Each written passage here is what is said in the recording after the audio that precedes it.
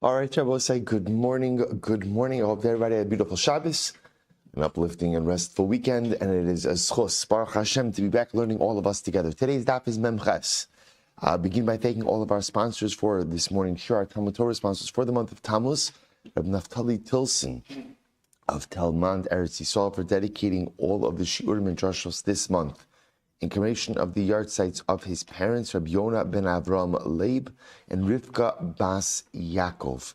We hope that in the merit of our Talmud Torah, Meretz Hashem, their Neshamas Shev and Aliyah, the family and Nechama, and we should all be Zochei Meretz Hashem to finish Shas together Bekarov. To thank our week of learning sponsors, Jacob and Julie Blumenfeld, for dedicating all the shurim this week, Le'ili Nishmas, Jacob's grandmother, Hannah Bas Mordechai. We hope that in the merit of our Talmud Torah, the Neshama will have an Aliyah and the family in Nechama.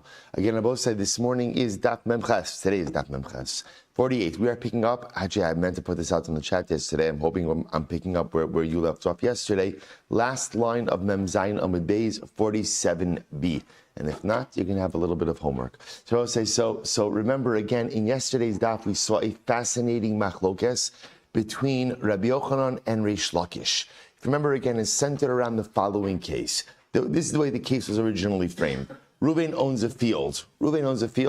He sells the peiros. He sells literally the fruit of the field to Shimon. So now, just understand. So Reuven owns what we'll call the karka, or the guf, the body of the field. Shimon has now the rights to use the peiros. What's the shaila, Rabbi? The shaila is, can you go ahead? Now, obviously, Shimon, who has the fruit, he's going to go ahead and bring bikurim, right? The question is, can he recite the recitation for bikurim, what we call mikra bikurim, right? Remember again, we know from the Torah that there's a whole series of psukim that have to be recited when you bring the bikurim. So this is a machlokes Rabbi Yochanan and Reish Lakish. Rabbi Yochanan said, maybe v'korei, you bring the bikurim and you read the psukim. Reish Lakish said, maybe ve'eino korei, you could bring the bikurim, but you cannot read the psukim. What is that machlokes based on? So the Gemara understood it to mean that it's a machlokes as to whether or not we say kinyan aperos ki kinyan aguf. Do we say that rights over peiros, right? Rights over peiros represent essentially title over the property or not? Right? Is acquisition over the peiros tantamount to kinyan, to acquisition over the actual karka itself?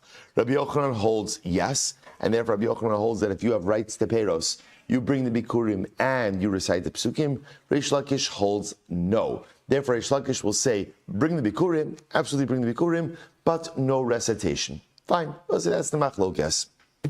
Last line, 47b, V'azla tamayu.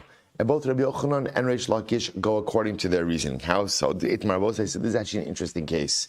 Hamocher sadeu, top of Memches, Bizman shahayovel nohig. If one goes ahead and sells his field at a time that Yovel is in effect. Now, we'll take a look at the top Rashi Memches and Aleph. Rashi says, Bizman shahayovel nohig. This is absolutely fascinating.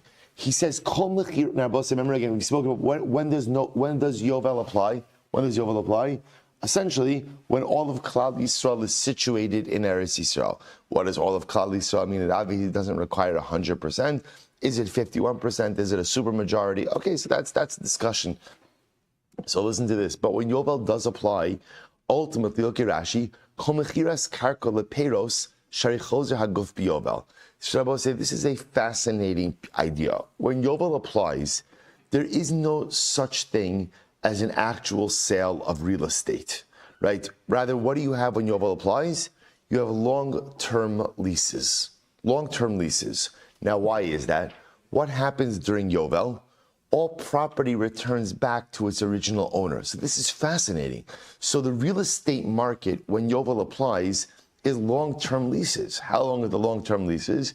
Up to 50 years. Up to 50 years, whatever. In the 48, because Yovel is the 50th year. So the longest long-term lease. Now, again, you could go ahead and renew every single Yovel, but it's a long-term lease. Isn't that fascinating? I will say, you should just know, in many parts of Yerushalayim to this day, it still operates in the same way. I don't know why that is in terms of the state of Israel, but there are pieces like this. Anyway, it's not a topic. So listen to this. When Yovel is in effect, so therefore I will say, it turns out, so watch this. It turns out that when Yovel is in effect, that halacha l'maisa, if Reuven sells land to Shimon, right? You're never selling land. What are you selling? Peros. You're selling peros. Essentially, what you're selling is the right to use that land, get benefit from that land up until the Yovel year. So in essence, you are not selling karka, you're selling peros. So watch this. Rabbi Yochanan Omer, therefore, maybe v'korei. Rish Lakish Omer, maybe v'korei. Say Rabbi Yochanan says, Rabbi say that when Yovel is in effect, if you quote unquote buy real estate, so you could go ahead and you bring bikurim, you could go ahead and make the bikurim recitation when you bring your bikurim. Rish Lakish says, no, bring your bikurim, but no recitation. Rabbi says the same machlokes. Rabbi Yochanan Amar, maybe v'korei, kinyan peres ke kinyan aguf dami, because Rabbi Yochanan holds that rights to peros are effectively treated like having title over the property itself. And therefore, halacha l'maisa, you bring the bikurim and you do the recitation. Rish Lakish maybe ve'ino korei, kinyan peros lavka kinyan aguf dami. Rish Lakish says, no, you bring the bikurim. Again, I'm supposed to be clear, everyone is going to agree that you're obligated to bring the bikurim, but halacha l'maisa, Rish Lakish says, you do not recite the accompanying psukim. Why? Because kinyan peros, rights over peros, is not tantamount to title, to kinyan over the to kinyan on what we call the guf, on the actual body of the karka. Good. Shabbos says, so essentially now we have the same machlokes two times, right? The same, in other words, the same machlokes we saw in yesterday's daf. Machlokes Rabbi Yochanan and Rish Lakish. Do we say kinyan peros ke kinyan aguf? Does essentially Shabbos say really what it means is, do usage rights, are they halachically equivalent to title or not? That's what it means, because kinyan peros, I will say, is the right of usage, right? It literally is translated as the rights to peros, to the actual fruits of the land, but really what it means is the rights of usage. Are usage rights tantamount to title? Rabbi Yochanan says yes, and therefore if you have usage rights, you are treated as the owner of the land. And as owner of the land, when you bring bikurim, not only do you bring the fruit, but what else do? You recite the psukim. Reish Lakish says usage rights are fantastic, but usage rights are not equivalent to title. And therefore, again, when you bring peros, you do not recite the accompanying psukim. Now the Gemara said, why do I need two cases that teach me the same thing? So tzricha, I need both cases. Why? Because if it would have just said that case, previous case, bahi kamar Reish Lakish, dechi kanochis adaita depera kanochis. So say in the previous case, where Reuven was selling peros to Shimon, Shimon clearly only bought peros, right? That was his intention. So maybe that's the case where Reish Lakish says you bring the bikurim, but you don't do the recitation, because it's clear that Shimon's intent was only for peros. But I will say in the case that we just mentioned, where Reuven is selling land to Shimon, where Shimon's intent is to actually buy land, I would have thought that Reish Lakish would agree with Rabbi Yochanan, and that Shimon would bring the bikurim and recite the psukim. And what Rabbi Yochanan, if we would have just said the second case, Baha Kam Rabbi Yochanan, Rabbi Yochanan only says his position that kinyan peres ke kinyan aguf is in the second case. Why? Because in the second case, I will say Reuven is quote unquote selling land to Shimon. Maybe in the first case, where Reuven is only going ahead and selling peros to Shimon, maybe Rabbi Yochanan would agree with Reish Lakish that kinyan peros lav ke kinyan haguf dami. Therefore, it's tzricha. Therefore, I will say ultimately again we need both cases. Fine. I will say, but bottom line, it's the same machlokes. Do we say kinyan peros ke kinyan haguf? Do you halachically? I will say, are usage rights treated like ownership rights? And I will say, I just want to be clear. No one is actually saying that if you have peros that gives you title. What we're asking is from a halachic perspective, do usage rights essentially, once you have usage rights, are you treated halachically as if you have title as well? So therefore, again, I will say, and the manifestation of this, of course, is by bikurim. Because by bikurim, if you have fruits, you're obligated to bring bikurim. But the only time you recite the accompanying psukim is when you own the real estate from which the fruits are being brought. So this is the machlokes Rabbi Yochanan Shlakish. Rabbi Yochanan will say, kinyan peros ke kinyan aguf. Usage rights halachically are treated as if you have title. As if you have title. Reish Lakish, no, usage rights are usage rights, but they do not give you halachically convey to you title. Good. So we'll say let's analyze this a bit more. Really interesting. Tashma. So also we're going to ask a couple of kashas. Hakone Elon Bekarko. We'll say if a person purchases a tree and its surrounding land, maybe Vikore, you go ahead and you bring Bikurim and you go ahead and recite the psukim. This would seem to be a support to Rabbi Yochanan. Tush Gemara says, no. What's the case here? Bisman she'ein hayovel noheg. Oh, so what is the case? I'm going to say it's a case where yovel is not in effect. Now, when yovel is not in effect, then what? Then what? When you sell real estate, what happens? You sell real estate. Remember again, I say the fundamental distinction between when yovel is in effect and when yovel is not in effect. When yovel is in effect, what's the status of real estate transactions? Long-term leasing. Long-term leasing, there really is no sale. When yovel is not in effect, you could actually go ahead and sell karka, to which the Gemara is suggesting this brisa that talks about selling a tree and its surrounding land, and that the purchaser has to bring bikurim and recite the psukim, is talking about a situation where yovel doesn't apply, and therefore, I shouldn't say it doesn't apply, yovel is not in effect, and therefore, again, there are real estate transactions. Tashma,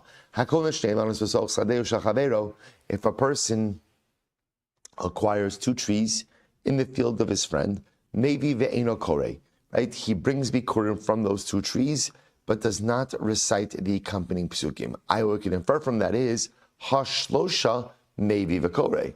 Now, what I could infer from that is what I will say, that if you were to purchase 3 trees, that you would also become the owner of the land around the trees and bring bikurim and recite the psukim. Shabbos say, so once again, what do you see from here? That Allah Lamaisa, when you acquire trees or when you acquire prayers, you acquire title.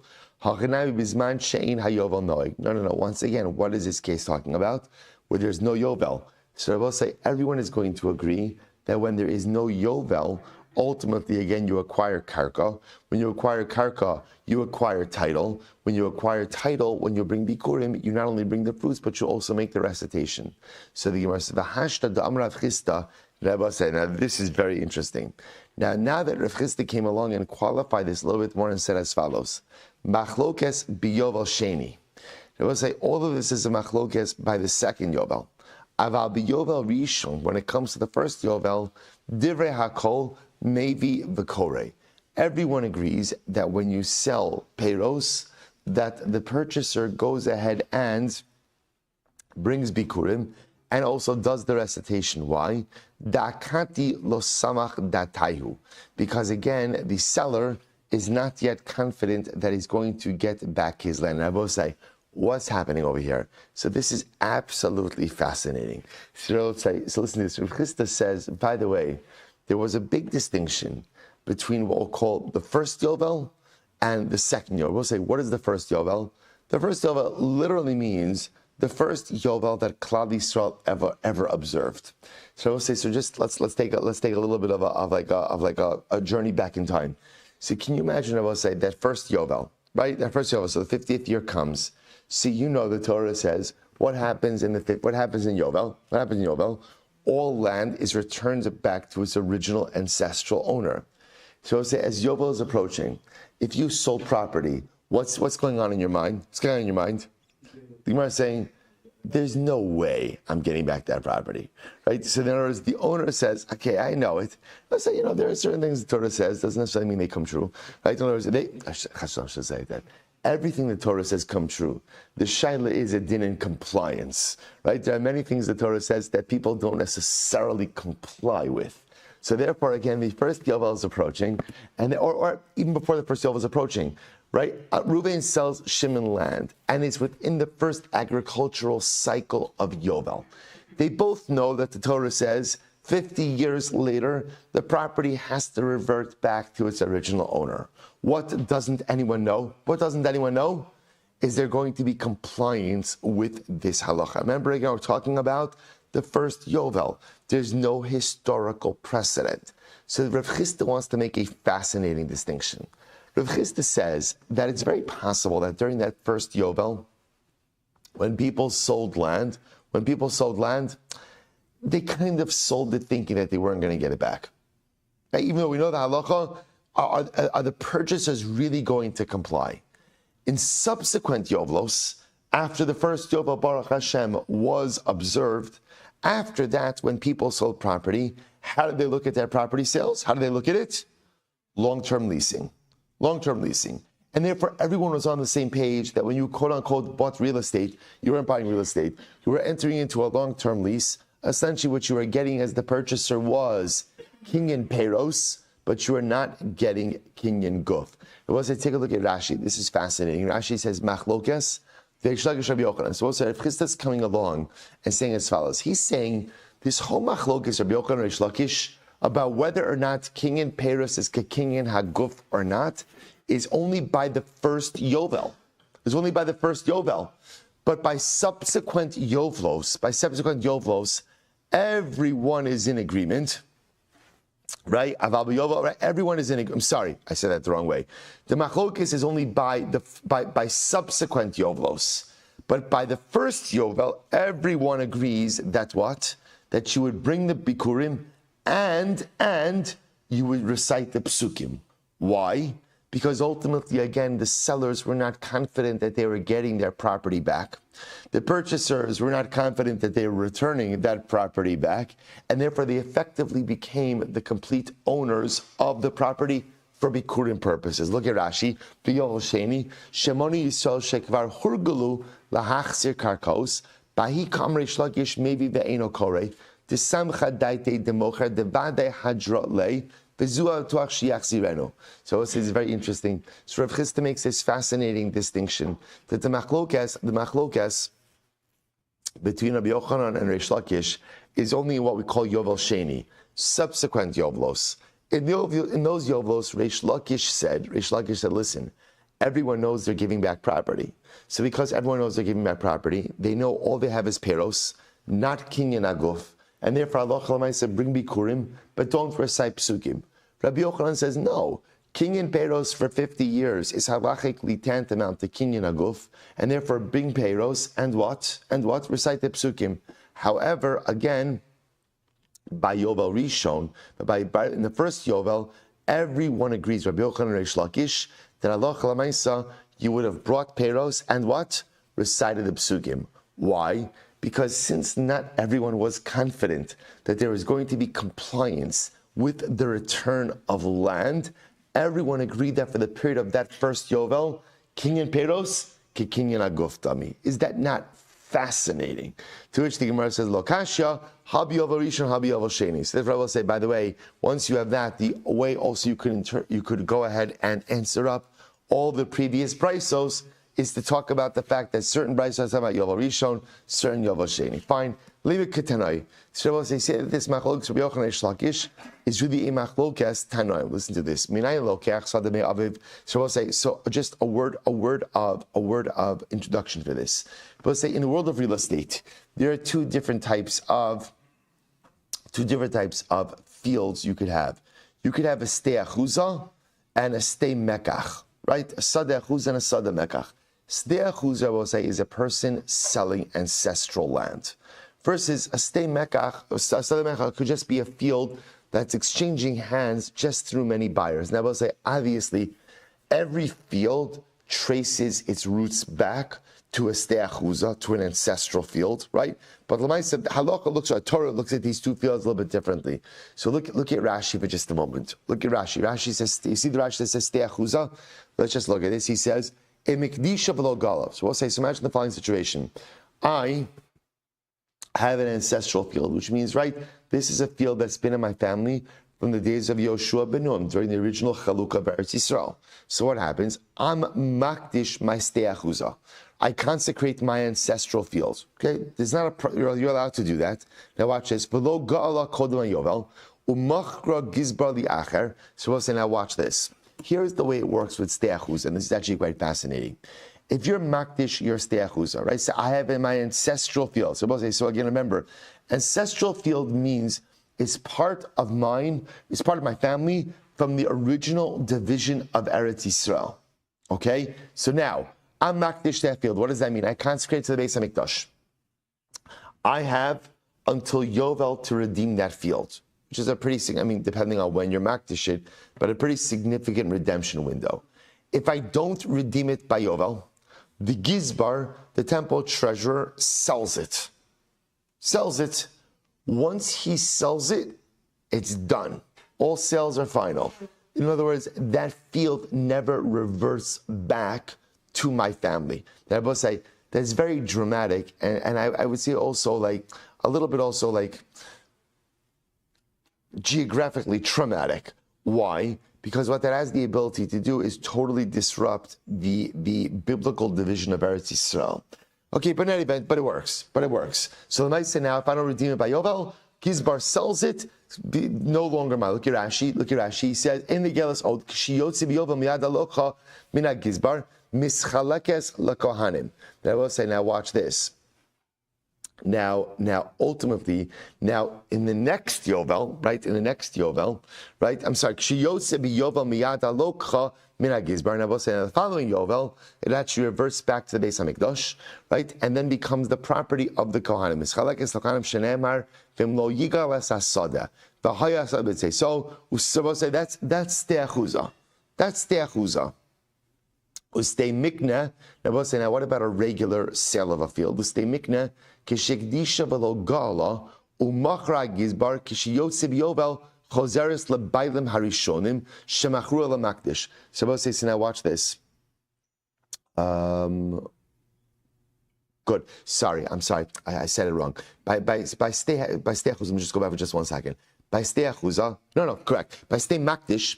I will say. So by stei mekach. If I just sell a field, right? Let's say I purchased a field from Ruvain. I decided to be makdish that field. So Rabbi said, which is fine, I could do that. But Lamais, again, comes Yovel, that field goes back to its original owner. Okay, so that's the difference over here. By a stei achuza, if I'm makdish my field and do not redeem it by Yovel, I've lost that field forever. By stei mekach, which is a field I bought from someone else, I could still be makdish it. But by Yovel, it goes back to its original owner. Beautiful. That's the intro. Here we go. So we'll say, let's go. So we'll say, this is an interesting case here. I purchased a field from my father. Now, what's unique about this? What's unique about this case? What kind of field am I purchasing? Now, right now, it's a stei mekach because my father is alive, right? But one day, when my father passes away, so what's going to happen? That becomes stei achuza. So watch this. So minayin lokeach me'aviv. So minayin lokeach sada me'aviv. So I go ahead and I purchase a field from my father. Vikdisha.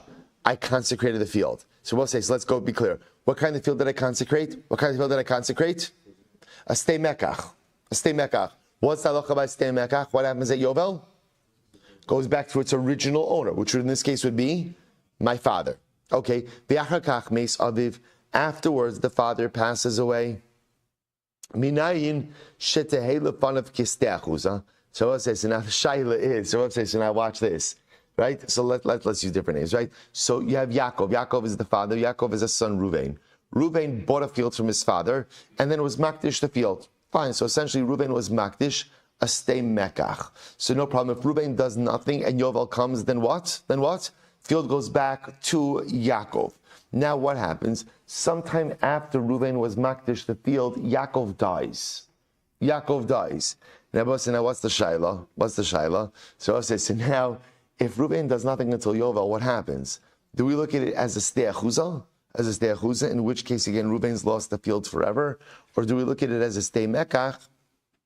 In which case, technically, the field goes back to the owner, which now happens to be who? Ruvain, because Yaakov died. So the Gemara says, how do I know that this field is looked at as a stei achuza? Talmud Lomar, as sedei miknaso asher lo mistei achuza so. Sada she'ina ru'uya lios te'achuza. So it's referring to a field that is not fit to become or not going to become a steachuza. Yatsa sazu sheruya la lios steachuza comes to exclude this case. Ultimately, again, I will say, which is fit to become a steachus. The Rabbi Huda, Rabbi Shimon Rabbi Meir Omer, Minay lo kachsta de me aviv. So also Rabbi Shimon Rabbi Meir say, how do you know if Reuven buys a field from his father, umeis aviv, and then ultimately again, Yaakov dies, the achar kach hikdisha, and then ultimately again. So I will say, so in this case over here, just to be clear, right? Reuven purchased the field from his father, was not makdish it yet, didn't do anything. Right now, what happens? Then Yaakov dies, father dies. The achar kach hikdisha, then Reuven was makdish the field. So I will say, what's unique about this case?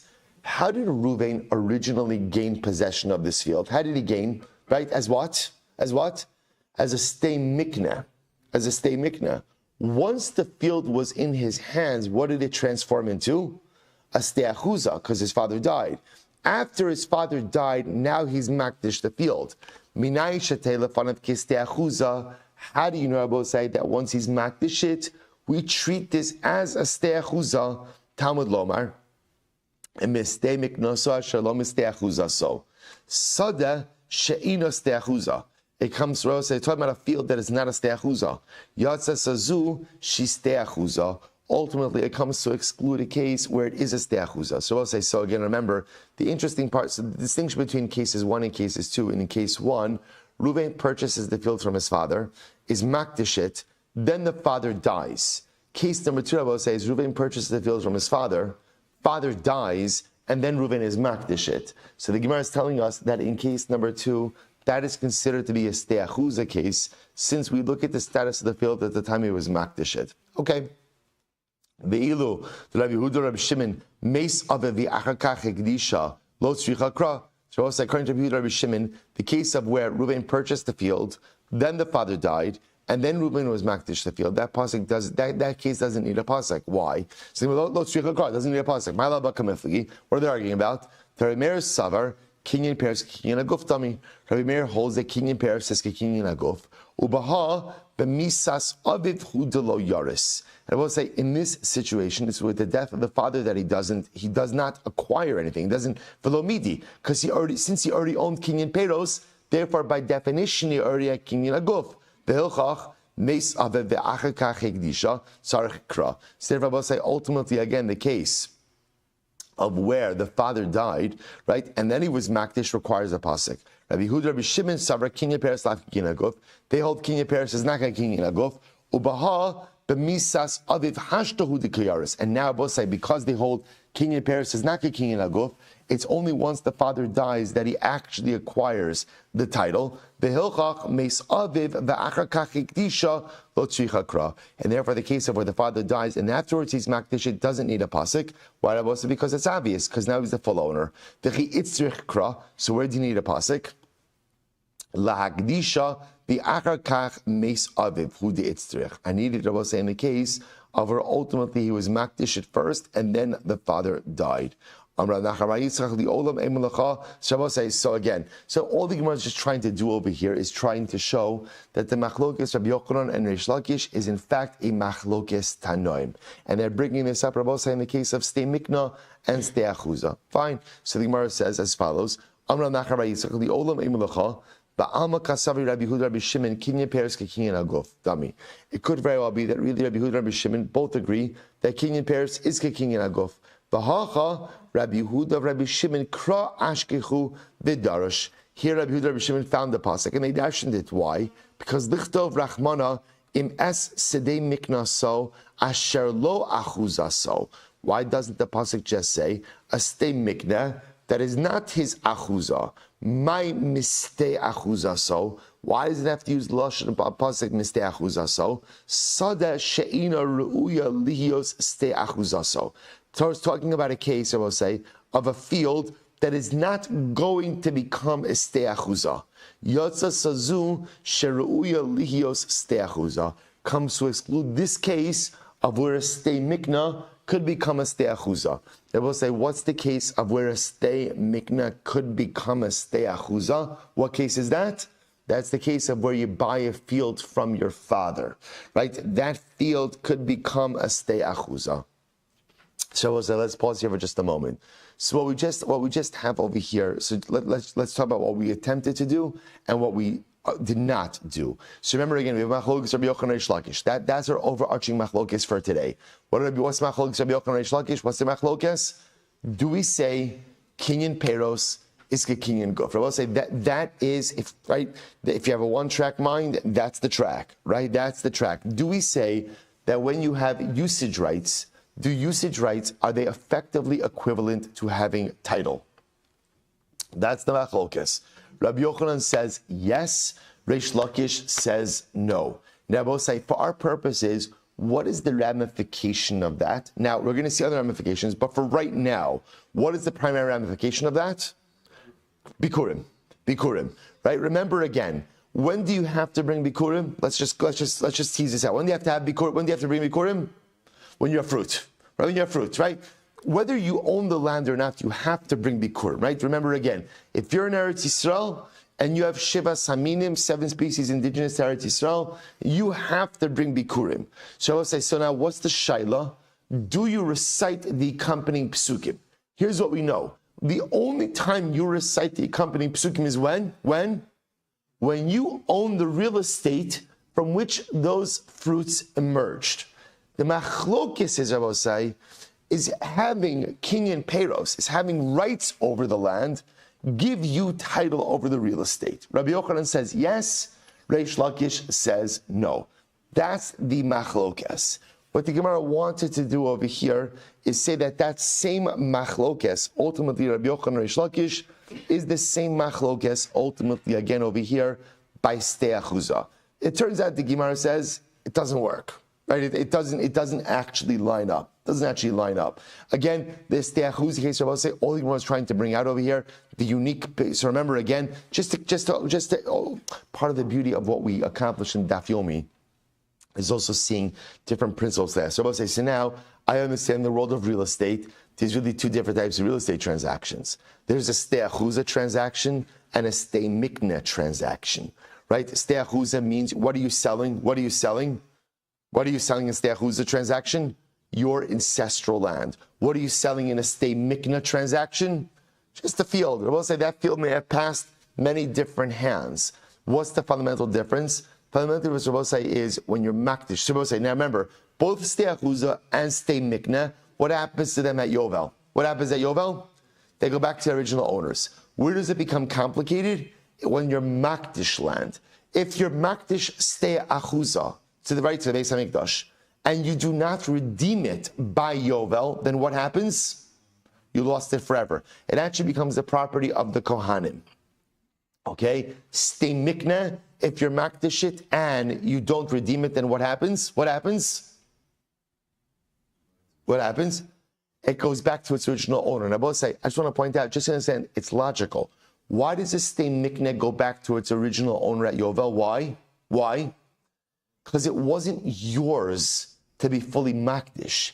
See, I will say, when you're makdish, your stei achuza, you're being makdish something that fully belongs to you.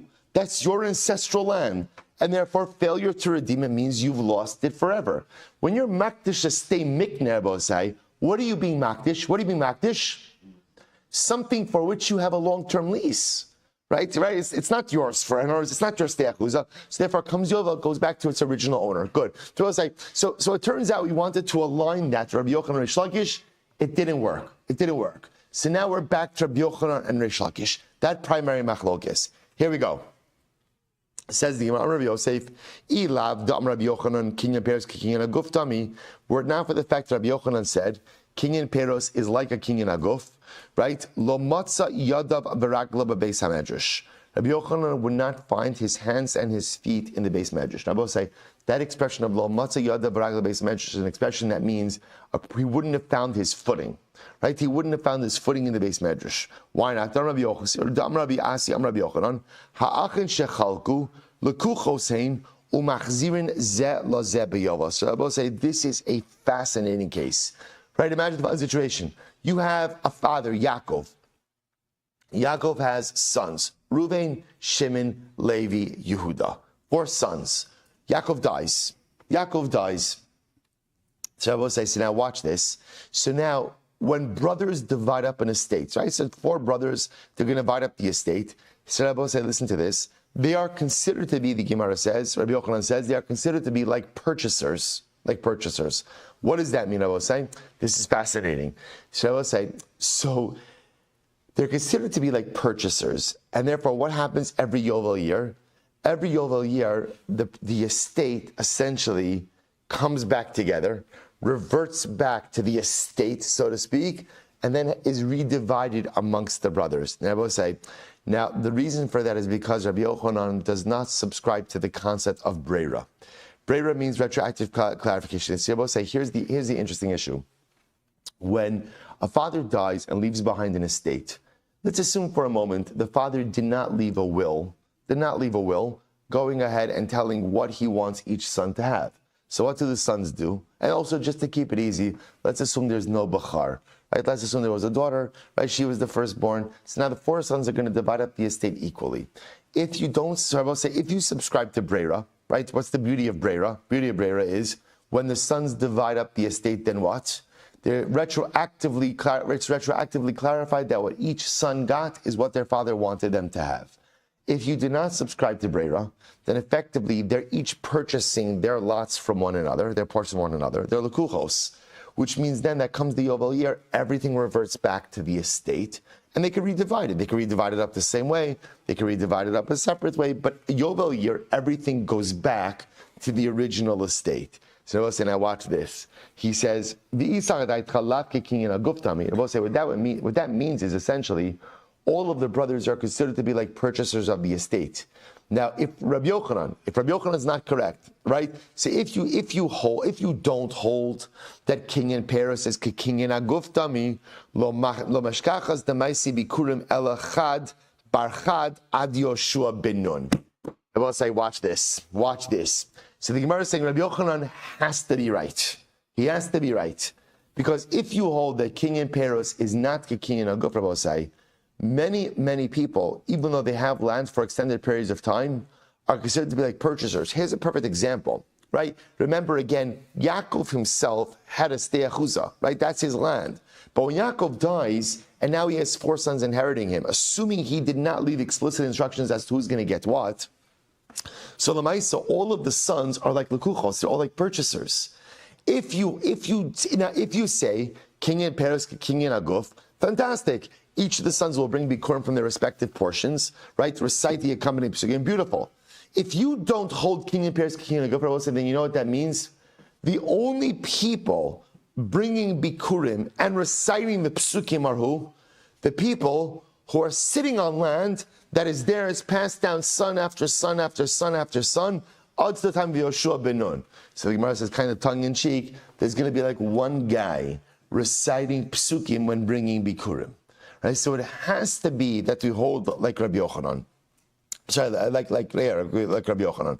So the Gemara says, Amar Rava, Kra umas nisim salei Rish Lakish. So what's the Rava says? No, well, there's a psukim, there's a pasuk, and the Mishnah, or Bryce said, that supports Rish Lakish. Kra, so what's the pasuk? Amar Beis, b'mispar shnei tevuos yimach elecha. So we'll say, so the pasuk says, right, literally again, b'mispar shnei tevuos, yimkar loch. So we'll say, and this is very interesting. So how does this pasuk support Rish Lakish? Look at Rashi. First Rashi Amud Beis. Rashi says, "Ubishas hayovel mishtoi ki dichsib b'mispar shanim achar yovel alma in gufa karka machar ela tvu aso shel kol shana." Rabbi say, listen to this. The Torah itself, when speaking about property sales, speaks about how do you purchase property during the yovel. But mispar shanim achar yovel tikna. Rabbi say, in general, this is actually very interesting. In a Yovel market, I would say, what's a Yovel market? So Yovel market is where, come year 50, what's going to happen? Right? The property is going back to its owner. I would say, how do you buy real estate in the Yovel market? So first of all, it's long-term leases. I would say, how do you value real estate in the Yovel market? It's very simple. What do you look at? What year in the Yovel cycle are we in? Right? And therefore, how many years of produce could I expect to get from this lease? So Rish Lakish says that's how the Torah looks at real estate transactions when Yovel plus, which tells you that what? Ultimately, again, I will say the Torah itself. Look at that Rashi once more. Rashi says,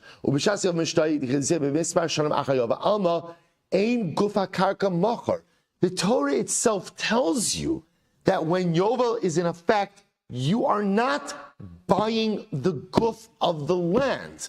What are you buying? What are you buying? We'll say, what are you buying? Harvests.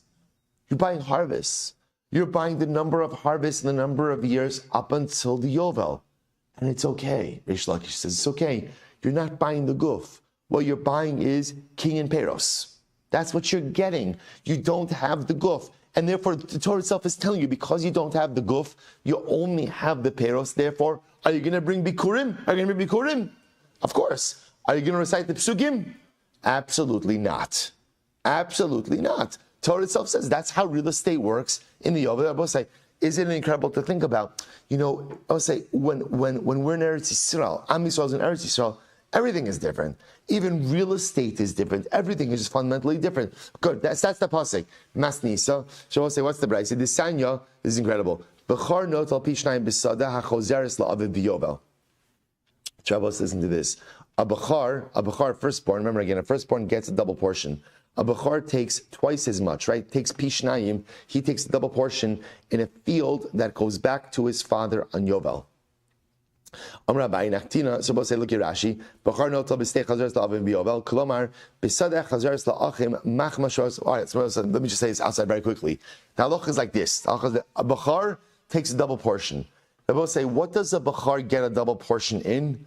In muchzak, only in things that are owned by the estate at the time of his father's death. I'll give you a good example, I will say. Let's say again, right, you have a father, Yaakov. Yaakov has two sons, Reuven and Shimon. Reuven is the bechar. So let's say again, someone owned Yaakov $1 million, right?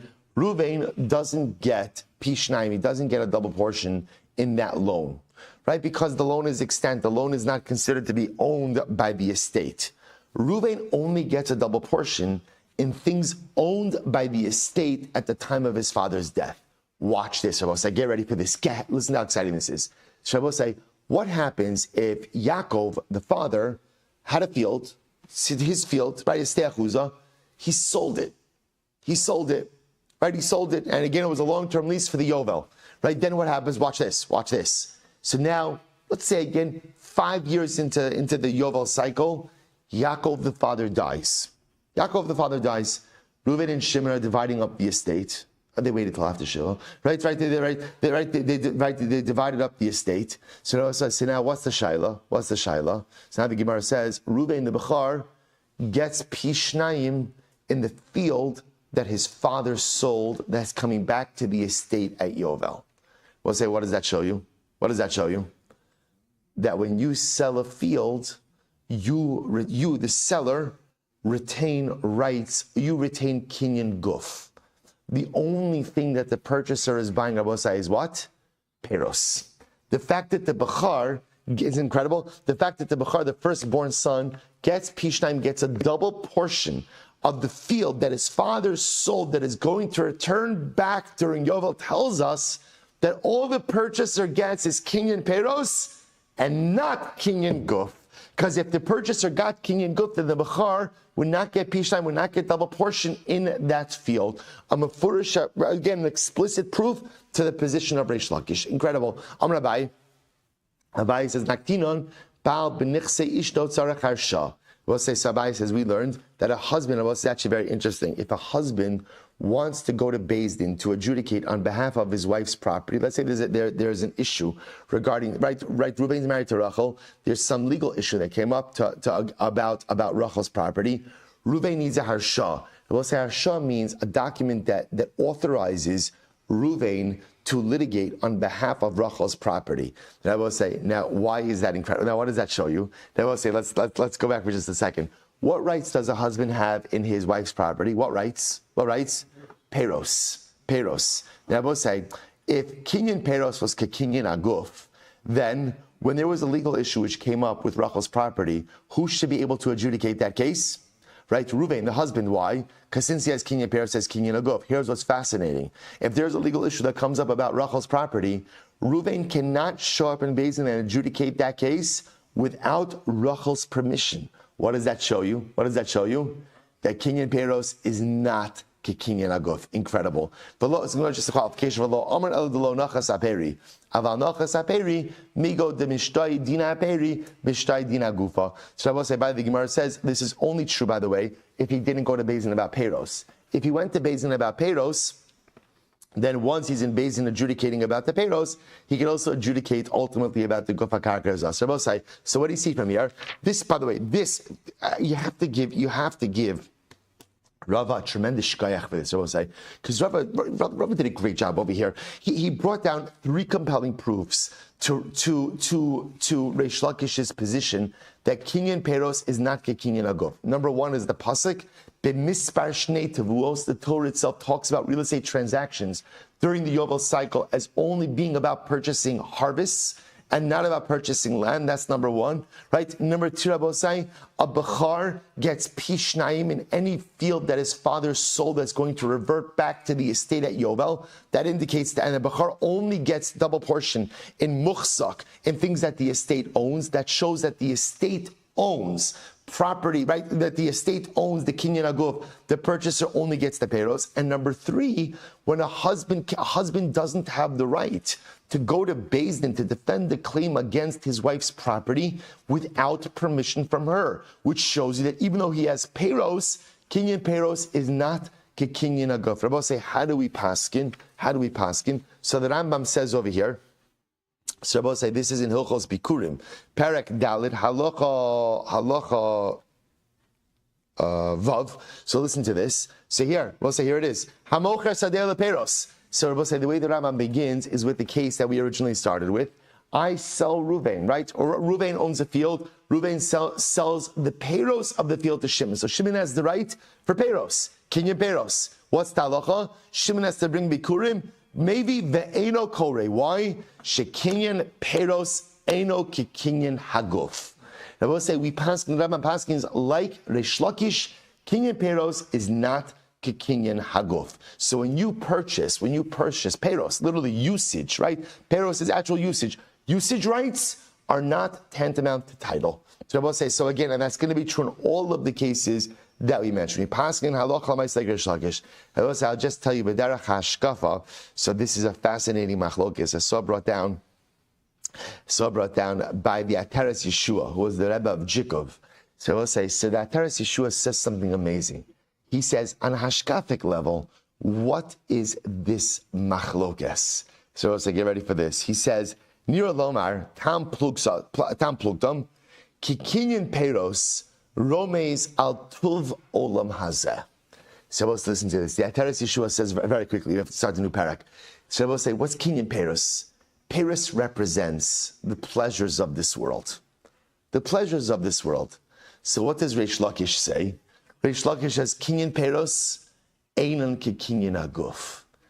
If you think that worldly pleasures are going to sustain you as a person, a kinyan aguf, you're wrong. You're wrong. Kinyan peiros, anything the world has to offer, it's very nice, very delicious, very wonderful. It's einan ki kinyan aguf. It's not going to sustain you. It's not going to stabilize you. It's not going to give you staying power in this world. But if that's the pshat, so what's the position of Rabbi Yochanan? Right? Rabbi Yochanan holds kinyan peiros or kinyan aguf. So Rabbi say, the Rebbe says like this. Actually, he quotes the Magid of Kozhnitz. I will say, he says the machlokes Rabbi Yochanan Reish Lakish is the machlokes tzadik ubal tshuva. I will say, remember again, this is incredible. Rabbi Yochanan and Reish Lakish were brothers-in-law. Right? Remember again, Reish Lakish, I will say, Reish Lakish was a tremendous Baal Tshuva, right? Reish Lakish was a bandit, right? He was, some yourselves have him as a gladiator, right? Reish Lakish was that guy, when you saw him, you crossed the street, right? You crossed the street, right? He was a scary guy. So we'll say, so what happens? So Reish Lakish is the Baal Tshuva. Reish Lakish says, I've tasted every pri. I've enjoyed every single thing in this world. And I'm just telling you, kinyan peiros lav ki kinyan aguf.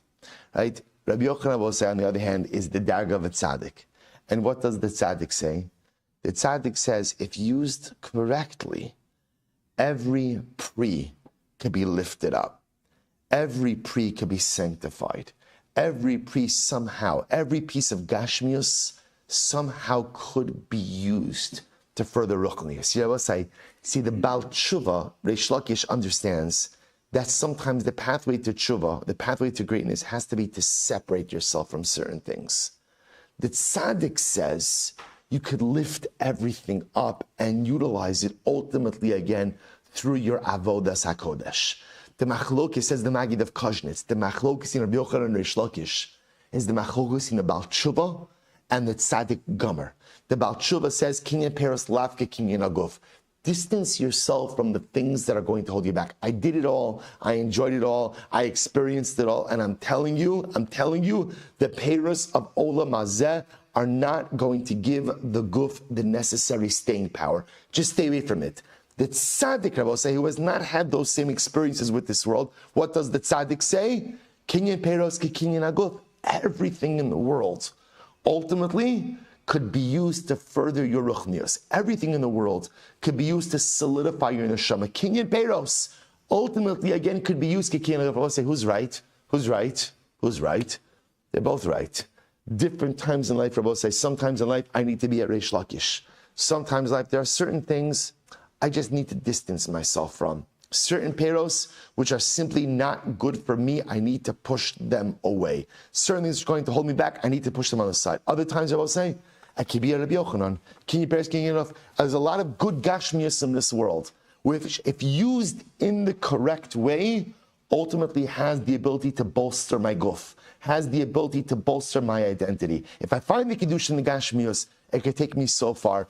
Two different approaches in our avodas Hashem. Reish Lakish, the Baal Tshuva, Rabbi Yochanan, the tzaddik gomer, both correct. Keep them both with us as we go through life. Draw on each of them at different times. Hadrun alach hashek abosai mazel tov. Hanizakin shalom be'idus. So we'll say very interesting case here. Very interesting case. Hanizakin, I will say, nizakin means damages. We're going to talk about different situations, ultimately again, which require different forms of compensation. Damages, Rabbi say, are always assessed with idis. So Rabbi say, ultimately, again, idis means choicest or best property. Look at Rashi. Be'idis shebenichse hamazik shenoach lo la'adam ligvos muat mikarka idis. We'll say we're going to see when a person, right? Let's say following case. Reuven damages Shimon. So obviously, I will say damages are paid by money. If you don't have money, so Beis Din will take real estate. The shaila, of course, becomes what type of real estate do you seize? When it comes to damages are paid by the best of the damagers real estate. Dubal chov bebeinonis, creditors pay with in between, right, middle road property. Uksuvas isha beziburis. Ksuva is paid ultimately with inferior property. Remeir says, Av ksuvas isha bebeinonis. Even a ksuva is paid with beinonis. Good middle of the road property. In general, again, Rabbi saying, whenever paying a debt, right? So only time you extract from encumbered properties is when there are no unencumbered properties. Even if the unencumbered properties ultimately are inferior. When collecting from the estate of Yisomim, you only collect from inferior property. We'll discuss